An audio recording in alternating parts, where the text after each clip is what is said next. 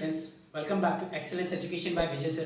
तो आज हम कंटिन्यू करने जा रहे हैं class 12 book keeping and accountancy का chapter number 2 accounts of not for profit concern, और उसमें हम करने वाले हैं प्रैक्टिकल प्रॉब्लम नंबर 5। तो स्टूडेंट्स, यहाँ पे आपको 5th क्वेश्चन दिया गया है। Bharatiya Kala Kendra Solapur gives you following information for the year ended 31 March 2018। Prepare income and expenditure account. Okay, तो यहाँ पे भी इस क्वेश्चन में हमें only income and expenditure account बनाना है, हमें यहाँ पे बैलेंस शीट नहीं बनाना है। ओके, तो चलिए यहाँ पे स्टार्ट करते हैं। यहाँ पे आपको रिसीट्स एंड पेमेंट अकाउंट दिया गया है for the year ending 31 March 2018। Okay, अब यहाँ पे हम लोग एडजस्टमेंट देख लेते हैं। यहाँ पे एडजस्टमेंट हमें कहाँ कहाँ पे दिया गया है। तो यहाँ पे हमें एडजस्टमेंट दिया गया है लेगेसीज के लिए, तो आप लोग नोट डाउन कर लीजिए, आप टिक मार्क लगा लीजिए कि हमें कहाँ कहाँ पे एडजस्टमेंट दिया गया है। सबसे पहले हमें यहाँ पे लेगेसीज के ऊपर एडजस्टमेंट दिया गया है, फिर आउटस्टैंडिंग सैलरी है तो सैलरी के ऊपर हमें एडजस्टमेंट दिया गया है, और फिर हमें यहाँ पे एंट्रेंस फीस के लिए एडजस्टमेंट दिया गया है। ओके, तो चलिए स्टार्ट करते हैं। पहले हम स्टार्ट करते हैं पेमेंट साइड से। आपको यहाँ पे स्टेशनरी दिया गया है पेमेंट साइड में 600। ओके, और यहाँ पे स्टेशनरी के ऊपर हमें कोई एडजस्टमेंट नहीं दिया गया है। तो जो भी पेमेंट है हमारा, पेमेंट क्या रहता है हमारा, ये एक्सपेंडिचर रहता है। तो यहाँ पे स्टार्ट करते हैं हम टू स्टेशनरी लिख लेते हैं यहाँ पे, और यहाँ पे कोई भी एडजस्टमेंट आपको स्टेशनरी के ऊपर है नहीं, तो डायरेक्टली आउटर कॉलम में लिख लेते हैं। अब यहाँ पे नेक्स्ट है हमारा बाय फर्नीचर परचेस्ड। अबे फर्नीचर परचेस्ड क्या है? फर्नीचर एक एसेट्स है। ओके, फर्नीचर एसेट है, और अगर हम बैलेंस शीट बनाते तो इस फर्नीचर परचेज को हम एसेट में लिखते हैं। ओके, बिकॉज ये फर्नीचर क्या हमारा एसेट है। हमें यहाँ पे फर्नीचर परचेज को इनकम एक्सपेंडिचर अकाउंट में नहीं नोट डाउन करना होता है। ओके, तो यहाँ पे हम फर्नीचर परचेज को यहाँ पे हम एंट्री नहीं करने वाले हैं। तो चलिए नेक्स्ट है हमारे यहाँ पे by investment in government securities. ये भी आपका एक एसेट है। ओके, अगर हम बैलेंस शीट बनाते तो इसे एसेट में रिकॉर्ड कर देते, बट यहाँ पे हमें इनकम एंड एक्सपेंडिचर अकाउंट में इन्वेस्टमेंट इन गवर्नमेंट सिक्योरिटीज को नहीं करना है। ओके, यहाँ पे हमें इसे नोट डाउन नहीं करना है। नेक्स्ट है आपका by expenses of drama. Okay, तो यहाँ पे आपको एक्सपेंसेस ऑफ ड्रामा क्या है, हमारा एक एक्सपेंडिचर है, तो यहाँ पे लिखेंगे to expenses of drama. Okay, drama के ऊपर हमने कुछ एक्सपेंसेस किया हुआ है। ओके ओके, तो यहाँ पे आपको ड्रामा से रिलेटेड कोई भी एडजस्टमेंट दिया नहीं गया है, इसे हम डायरेक्टली ऑर्डर कॉलम में लिख देंगे 3000। ओके, चलिए नेक्स्ट है आपका पोस्टेज। तो यहाँ पे लिखेंगे हम टू पोस्टेज। पोस्टेज आपका क्या है, एक्सपेंडिचर है। ओके, तो आपका 450 आ जाएगा आउटर कॉलम में। ओके, नेक्स्ट है हमारा बाय मैगजीन एंड न्यूज़पेपर। तो हमने कुछ मैगजीन और न्यूज़पेपर खरीदे हुए हैं, ये भी हमारा एक्सपेंडिचर हो गया, तो लिख दीजिए यहाँ पे टू मैगजीन एंड न्यूज़पेपर। चलिए यहाँ पे हमने कितने खरीदा हुआ है, यहाँ पे मैगजीन और न्यूज़पेपर 600 का हमने खरीदा है। ओके, चलिए नेक्स्ट है हमारा बाय सैलरीज। तो सैलरी हमारा एक्सपेंडिचर है, तो यहाँ पे हम लिख देंगे टू सैलरीज। ओके, हमने स्टाफ को कुछ सैलरीज वगैरह दिया है यहाँ पे, तो 4400 का हमने सैलरी दिया हुआ है। बट यहाँ पे देखिए आपको एडिशनल इंफॉर्मेशन में सैलरी के ऊपर कुछ एडजस्टमेंट दिया हुआ है, तो इसके लिए हम जो भी इसका अमाउंट है इनर कॉलम में लिख देंगे। तो लिख दीजिए 4400 को इनर कॉलम में लिख देते हैं हम। ओके, और यहाँ पे आउटस्टैंडिंग सैलरी 200 आपको दिया गया है। ओके, तो आउटस्टैंडिंग सैलरी यानी कि सैलरी हमारा देना बाकी है। ओके, ये हमारा एक एक्सपेंस है, और एक्सपेंस को हमें देना बाकी है। ओके, तो ये जो देना बाकी है आउटस्टैंडिंग है, इसे हमें ऐड करना पड़ेगा, बिकॉज यहाँ पे हम इनकम एक्सपेंडिचर अकाउंट में इस ईयर का टोटल कितना रहता है हमारा एक्सपेंसेस, और टोटल जितना भी इनकम रहता है हमें टोटल यहाँ पे दिखाना रहता है। तो यहाँ पे हमारा सैलरीज ओनली हमने 4400 दिया हुआ है, और बाकी का जो यहाँ पे आपका आउटस्टैंडिंग रह गया है वो भी आपको दिखाना पड़ेगा, बिकॉज वो भी आपका इसी साल का है। ओके, इस ईयर का ही है वो आउटस्टैंडिंग। तो यहाँ पर हम लिखेंगे ऐड आउटस्टैंडिंग सैलरी, कितना यहाँ पे 200 है। चलिए, तो इसे हम टोटल करके ऑर्डर कॉलम में लिख देंगे 4600। ओके, तो टोटल हमारा जो सैलरी है इस ईयर का 4600 है, उसमें से हमने 4400 दिया हुआ है, और 200 हमारा आउटस्टैंडिंग है, बाकी है। अगर हम यहाँ पे बैलेंस शीट बनाते, हम यहाँ पे बैलेंस शीट नहीं बना रहे, बट अगर हम इसे बैलेंस शीट बनाते तो इस 200 को जो हमारा बाकी है आउटस्टैंडिंग है, इसे हम लायबिलिटी में डालते हैं। लायबिलिटी में क्यों डालते हैं? बिकॉज ये हमारा क्या हो गया, एक लायबिलिटी हो गया, हमारा एक जिम्मेदारी हो गया, हमारा ये जो सैलरी बाकी हमें स्टाफ को देना ही पड़ेगा, तो हम इसे लायबिलिटी में लिख देते हैं। चलिए नेक्स्ट है हमारा बाय बैलेंस कैरी डाउन। तो आपका cash in hand, cash at bank, ये क्या है आपका, अगर हम यहाँ पे बैलेंस शीट बनाते तो वहाँ पे कैश इन हैंड और cash at bank balance sheet के एसेट्स में लिख देते हैं। यहाँ पे हमने बैलेंस शीट नहीं बनाया है तो हमें कुछ नहीं करना है इसे। चलिए आ जाइए रसीद साइड में। रसीद साइड में आपको दिया गया है टू बैलेंस ब्रॉट डाउन। तो आपका कैश इन हैंड और कैश एट बैंक है, स्टार्ट का बैलेंस है, यानी कि जब हम इस ईयर में बिजनेस में स्टार्ट किए हैं इस ईयर में, तो स्टार्ट में हमारे पास कितना कैश इन हैंड था, 200 रुपीज़ था, और कितना कैश एट बैंक था, 12,500 था। ये स्टार्ट का है। ओके, तो जो भी स्टार्ट का आपका कैश इन हैंड और कैश एट बैंक रहता है उसे हमें हमारा जो बैलेंस शीट है उसमें रिकॉर्ड नहीं करना होता है। ओनली जो आपका कैश इन हैंड और कैश एट बैंक लास्ट में कैरी डाउन में लिखा रहता है वही हमको बैलेंस शीट में रिकॉर्ड करना होता है। तो स्टार्ट में जो ब्रॉट डाउन है इसे हमें बैलेंस शीट में नहीं डालना है, ना तो हमें उसे इनकम एक्सपेंडिचर में डालना है। ओके, तो ये जो आपका स्टार्ट में जो बैलेंस ब्रॉट डाउन है इसका हमें कहीं पे भी रिकॉर्ड नहीं करना है। चलिए नेक्स्ट है हमारा टू लॉकर रेंट। ओके, तो हमने यहाँ पे क्या है, हमें यहाँ पे लॉकर का रेंट मिला हुआ है। ओके, तो ये हमारा इनकम है। ओके, यहाँ पे हमें रसीद साइड में दिया गया यानी कि हमें मिला हुआ है। ओके, तो ये हमारा इनकम है। तो यहाँ पे इनकम साइड में लिखेंगे बाय लॉकर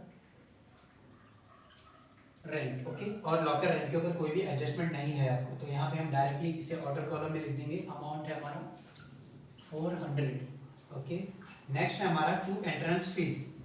ओके, तो यहाँ पे देखिए आपको एंट्रेंस फीस के ऊपर एडजस्टमेंट दिया गया है, इसे आप समझिए 50%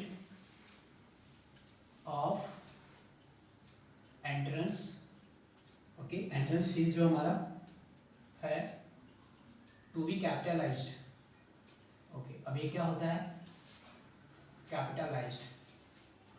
अब मैंने आपको बताया हुआ कि जो हमारा एंट्रेंस फीस होता है एक्चुअली में हमारा ये कैपिटल रिसीट होता है। अगर आपको एंट्रेंस फीस दिया गया है रजिस्ट्रेशन पेमेंट अकाउंट में, ओके, और अगर आपको कोई भी एडिशनल इंफॉर्मेशन एडजस्टमेंट में आपको एंट्रेंस फीस से रिलेटेड कुछ भी दिया नहीं है, ओके, तो उस एंट्रेंस फीस को हम डायरेक्टली लायबिलिटी साइड में लिख देते हैं। ओके, डायरेक्टली लायबिलिटी साइड में हम उसे लिख देते हैं। अगर आपको एडजस्टमेंट में कुछ भी नहीं दिया है, ओनली रजिस्टर पेमेंट अकाउंट में आपको एंट्रेंस फीस दिया है, तो एंट्रेंस फीस को हम हमेशा कैपिटल रिसीट ट्रीट करते हैं, और कैपिटल रिसीट को हम कहाँ डालते हैं, कैपिटल रिसीट को हम लायबिलिटी में डालते हैं। बट इस क्वेश्चन में आपको क्लियरली बताया कि 50% जो एंट्रेंस फीस है उसको कैपिटलाइज करना है, यानी कि जो भी आपका एंट्रेंस फीस है, कितना है आपका एंट्रेंस फीस, यहाँ पे हमारा 2900 एंट्रेंस फीस, इसमें से हमको 50% कैपिटलाइज करना है, यानी कि 50% ही हमको बैलेंस शीट में डालना है। कैपिटल फंड में हम ऐड करते हैं इसे, तो बैलेंस शीट में हम कैपिटल फंड में इसे ऐड करेंगे ओनली 50%। तो बचा हुआ जो 50% क्या रहेगा, बचा हुआ 50% हम उसे यहाँ पे इनकम साइड में लिखेंगे, इसे हम रेवेन्यू, ओके, यहाँ पे हम इसे रेवेन्यू रिसीट समझेंगे। ओके, और इसे हम इनकम साइड में रिकॉर्ड करेंगे। तो चलिए पहले हम इसका 50% निकालते हैं। 50% का मतलब क्या हो गया, हाफ। ओके, सिंपली इसे आप 2 से डिवाइड कर दीजिए, आपका 50% आ जाएगा। ओके, तो ये आ जाएगा आपका 1450 आ जाएगा पे। तो ये जो 1450 है आपका यहाँ पे आ जाएगा by, okay, by entrance fees. आप टोटल लिख दीजिए कितना है आपका एंट्रेंस फीस, पहले हम पूरा लिख देंगे जितना भी है हमारा 2900 है, राइट। इसमें से हम लेस करेंगे, लेस कर देंगे entrance fees capitalised. Okay, capitalised कितना, 1450। चलिए 1450 हमने कैपिटलाइज कर दिया, यानी हाफ कैपिटलाइज कर दिया। तो बचा हुआ जो हाफ है ये हमारे इनकम एक्सपेंडिचर अकाउंट में आ जाएगा। ओके, और ये जो बचा हुआ हाफ है 1450 ये कहाँ जाएगा, ये हमारे लायबिलिटी साइड में चला जाता। अगर हम यहाँ पे बैलेंस शीट बनाते तो हम इसे लायबिलिटी साइड में रिकॉर्ड कर देते, कहाँ पे, हम इसे कैपिटल फंड में ऐड कर देते। कैपिटलाइज बोला है तो कैपिटलाइज का मतलब है कैपिटल फंड में इसे ऐड कर देते, बट हम यहाँ पे बैलेंस शीट नहीं बना रहे हैं तो यहाँ पे हमें कुछ नहीं करना है, ओनली हमें जो हाफ ऑफ द अमाउंट है इनकम एक्सपेंडिचर अकाउंट में रिकॉर्ड कर देना है। ओके, नेक्स्ट है आपका to sale of old newspaper. तो हमने यहाँ पे कुछ न्यूज़पेपर को सेल किया है और उसे सेलिंग करके हमें कुछ पैसे मिला है। ओके, जो पैसा मिला हमें वो हमारे लिए क्या है, एक इनकम है। ओके, और इससे रिलेटेड कोई एडजस्टमेंट नहीं है, तो डायरेक्टली यहाँ पे लिख दीजिए by sale of newspaper, okay, sale of old newspaper. कितना पैसा मिला हमें न्यूज़पेपर को सेल करके, हमें 250 रुपीज़ मिल गया है। चलिए नेक्स्ट है हमारा टू रेसिप्ट फ्रॉम ड्रामा। तो ड्रामा से हमें कुछ पैसा मिला है, ओके। ये जो हमारा भारतीय कला केंद्र है, क्या है ये कोई ड्रामा का मतलब कुछ स्टेज वगैरह होगा, ये कुछ शोज वगैरह कराते रहेंगे, तो वहाँ पे कुछ ड्रामा वगैरह होता होगा, तो उस ड्रामा से कुछ जो पैसे मिले, ओके, रेसिप्ट मिला हमें। तो यहाँ पे जो हमें रेसिप्ट मिला हमारे लिए क्या हो जाएगा, ये इनकम हो जाएगा, ओके। तो by receipt from drama, receipt यानी हमें मिला है यहाँ पे, तो कितना मिला हमें 9000 मिला हुआ है। तो 9000 डायरेक्टली आउटर कॉलम में लिख दीजिए, बिकॉज इससे रिलेटेड कुछ भी एडजस्टमेंट आपको नहीं दिया गया है, ओके। अब यहाँ पे नेक्स्ट हमारा टू लेगेसीज। अब ये लेगेसीज हमें यहाँ पे 12000 दिया गया है, ओके। सबसे पहले समझ लीजिए कि लेगेसीज क्या होता है। लेगेसीज क्या होता है, जब कोई डिसीज पर्सन है, ओके, उसने ऑलरेडी अपना जो विल रहता है, उसकी जो वसीयत रहती है, उसमें उसने लिख दिया था कि मैं इतना जो अमाउंट है, ओके, उसके कुछ प्रॉपर्टी वगैरह रहेंगे, तो वसीयत में लोग लिख देते हैं कि इतना पैसा हमें किसको देना है। तो उन्होंने क्या किया था, उसमें से कुछ पैसा उन्होंने अपने विल में लिख दिया था कि हम ये एनपीओ को देंगे, ओके। तो ये होता है आपका लेगेसीज। लेगेसीज मतलब क्या हो गया, कोई इंसान डिसीज हो गया है, यानी उसका डेथ हो गया है, और उसने अपने वसीयत में विल में लिख दिया है कि इतना अमाउंट मैं इस एनपीओ को, इस नॉन प्रॉफिट ऑर्गेनाइजेशन को गिफ्ट करने वाला हूँ। तो वो जो पैसा है वो उस नॉन प्रॉफिट ऑर्गेनाइजेशन को मिल जाता है उस इंसान की मृत्यु के बाद, ओके, मरने के बाद। तो ठीक है, यहाँ पे लेगेसीज का जो अमाउंट है 12000 है। अब ये लेगेसीज दो टाइप का हो सकता है। ये लेगेसीज जो आपका इनकम है, लेगेसीज हमारे लिए क्या है, इनकम है, हमें पैसा मिल रहा है, ओके, ये हमारे लिए रेसिट है। तो ये दो टाइप का हो सकता है। एक तो ये हो सकता है जनरल, ओके, और सेकेंड हो सकता है स्पेसिफिक। जनरल यानी नॉर्मल, ओके, रेवेन्यू, जिसको हम रेवेन्यू बोलते हैं। तो अगर ये जनरल रहेगा, ओके, ऐसा आपको एडजस्टमेंट में क्लियरली मेंशन रहेगा कि लेगेसीज आपका जनरल है या स्पेसिफिक है, ओके। तो जैसा हमको एडजस्टमेंट में दिया रहेगा वैसे हम इसे ट्रीट करेंगे। तो आपका दोनों ही हो सकता है, जनरल भी हो सकता है और स्पेसिफिक भी हो सकता है। तो यहाँ पे आपको देखो दिया गया है एडिशनल इन्फॉर्मेशन में, legacies are to be capitalized, यानी कि जो आपको लेगेसीज का पैसा मिल रहा है वो हमारा कैपिटलाइज होने वाला है, यानी कि ये स्पेसिफिक है, ये कैपिटल में ऐड होगा, कैपिटल फंड में। कैपिटलाइज का मतलब जैसे आपको दिखा कैपिटलाइज करना है, तो कैपिटलाइज को हम क्या करेंगे, कैपिटल फंड में ऐड करेंगे। तो यहाँ पे जो पूरा का पूरा लेगेसीज है, यहाँ पे आपको 50% ऐसा कुछ नहीं बोला है, डायरेक्टली आपको बोला लेगेसीज। तो total legacies are to be capitalized. तो यहाँ पे आपको जितना भी लेगेसीज दिया गया है 12000 पूरा का पूरा कैपिटल फंड में ऐड करना होगा। तो इसे हम यहाँ पे इनकम साइड में रिकॉर्ड नहीं करेंगे, इसे हम कैपिटल फंड में ऐड करेंगे। बट यहाँ पे हम बैलेंस शीट तो बना नहीं रहे, तो बैलेंस शीट में हम यहाँ पे कुछ नहीं करने वाले हैं। अगर हम यहाँ पे बैलेंस शीट बनाते तो यहाँ पे कैपिटल फंड में इसे ऐड कर देते, राइट। तो यहाँ पे हमें कुछ नहीं करना, इसे हम इनकम साइड में रिकॉर्ड नहीं करेंगे, तो इसे हम यहाँ पे छोड़ देते हैं। नेक्स्ट है हमारा to interest on government securities. तो हमने यहाँ पे कुछ गवर्नमेंट की सिक्योरिटीज़ को लिया हुआ है, ओके, बाय किया हुआ है, और उसके ऊपर हमें क्या मिल रहा है, हमें उसके ऊपर इंटरेस्ट मिल रहा है कुछ। तो ये हमारे लिए इनकम हो गया। तो इसे आप लिख दीजिए bye interest on government securities. कितना है आपका ये आपका है 400, ओके। नेक्स्ट है हमारा मिसलेनियस रिसिप्ट। मिसलेनियस यानी कुछ जो अदर रिसिप्ट रहते हैं, बहुत सारे पैसे, जो मतलब बहुत सारे हमारे जो इनकम होते हैं, छोटे छोटे इनकम होते हैं, उसे हम अलग अलग करके नहीं दिखा सकते। तो सारे के सारे जो हमारे रिसिप्ट्स है, छोटे छोटे जो इनकम है, उसको एक ही में हमने क्या कर दिया है, मिसलेनियस करके दिखा दिया है, ओके। तो ये भी हमारे एक तरह का इनकम है, ओके। तो हम इसे यहाँ पे इनकम साइड में लिखेंगे बाय, ओके, यहाँ पे मिसलेनियस रिसिप्ट्स, ये आपका है 400, ओके। तो स्टूडेंट्स यहाँ पे हमने जितने भी हमारे रिसिप्ट्स है, पेमेंट अकाउंट में हमें जितने भी चीज़ें दी गई थी उन्हें हमने यहाँ पे इनकम एंड एक्सपेंडिचर अकाउंट में रिकॉर्ड कर दिया है, और सारे के सारे एडिशनल इन्फॉर्मेशन को भी हमने यहाँ पे कर लिया है, ओके। जो कि आपको 3 दिया गया था, आपको 3 दिया गया था, लेगेसीज, आउटस्टैंडिंग सैलरी, और जो आपको एंट्रेंस फीस का दिया था, ये तीनों ही एडिशनल इन्फॉर्मेशन हमने कंप्लीट कर दिया है। ओके, तो अब हम यहाँ पे क्या करेंगे, यहाँ पे हम इनकम और एक्सपेंडिचर अकाउंट का टोटलिंग करेंगे और देखेंगे कि हमारा डेफिसिट आ रहा है कि सरप्लस आ रहा है। ओके, तो चलिए इसका टोटलिंग कर लेते हैं।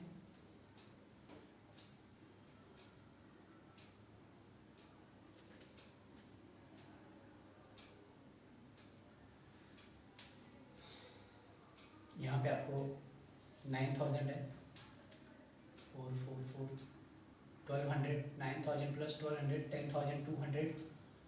ओके, ये आपका हो गया 12200 प्लस 1000 13000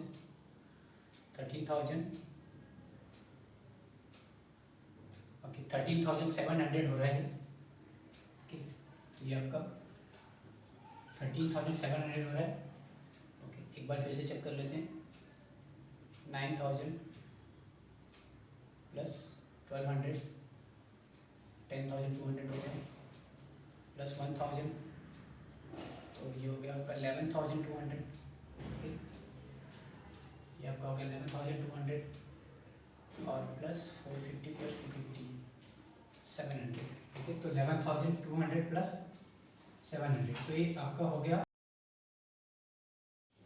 तो ये आपका 11900 आ गया है।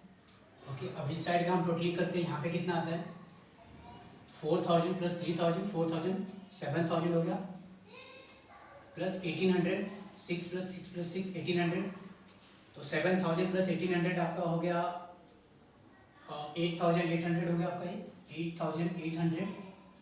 ओके, ये हो गया आपका ये, और 450 आपका बचा यहाँ पे 450 05, ये हो गया आपका 9250। तो यहाँ पे आपका है 11900 माइनस 9250 0, ये आपका आ गया 5, यहाँ पे आपका आ गया 6। Okay okay 2650। तो देखिए हमने इसे टोटल किया और इसे टोटल किया, तो इसका जो टोटल आ रहा है, इसका टोटल आपका 11900 आया हुआ। ओके, और यहाँ पे देखिए आपका ये 11900 आ गया। ओके, और ये साइड का जो टोटल है वो ज़्यादा है, तो हम जो भी ज़्यादा रहता है उसे दोनों साइड में लिख लेते हैं। तो यहाँ पे हम 11900 को दोनों साइड में लिख लिए। अब हमने इसे टोटल किया तो हमें कितना मिला, इसे टोटल करने के बाद में हमें 9250 मिला। इतने को टोटल किया हमने 9250 मिला। तो इस 11900 में से हमने 9250 को माइनस किया तो हमें 2650 आ गया। तो 2650 का बैलेंस हमें इस तरफ आया हुआ है, राइट। तो यहाँ पे हमारा इनकम साइड ज़्यादा है और एक्सपेंडिचर कम है, तो हमारा यहाँ पे क्या हो गया, यहाँ पे हमें सरप्लस आ गया। ओके, अगर यहाँ पे हमारा बैलेंस आ जाता तो हमारे लिए क्या हो जाता, वो डेफिसिट हो जाता, बट यहाँ पे हमारा बैलेंस आ रहा है तो हमारे लिए क्या हो गया, सरप्लस हो गया। तो इसे हम लिखेंगे टू सरप्लस, और हम सरप्लस को क्या लिखते हैं, excess of income over expenditure. Okay, excess of income यानी इनकम ज़्यादा हो गया, इनकम ज़्यादा हो गया ओवर एक्सपेंडिचर, एक्सपेंडिचर से इनकम ज़्यादा हो गया, आपका सरप्लस आ गया। और जो आपका सरप्लस आया कितना आया है, ये आपका आया है 2650। ओके, तो स्टूडेंट्स इस तरह से हमने हमारे प्रैक्टिकल प्रॉब्लम नंबर 5 को कम्प्लीटली सॉल्व कर लिया है। आई होप आपको आज जो कुछ भी मैंने आपको एक्सप्लेन किया है आपको अच्छी तरीके से समझ में आ गया होगा। अगर आपको वीडियो अच्छी लगी तो प्लीज़ इसे लाइक करिए, साथ ही इसे अपने फ्रेंड्स के साथ शेयर करिए। अगर आपने अभी तक हमारे चैनल को सब्सक्राइब नहीं किया तो प्लीज़ इसे सब्सक्राइब करके बेल आइकन को प्रेस कर दीजिए, जिससे कि आगे आने वाली सारी वीडियोज़ की नोटिफिकेशन आपको मिलती जाए। तो फिर मिलते हैं नेक्स्ट वीडियो में। Thank you, bye.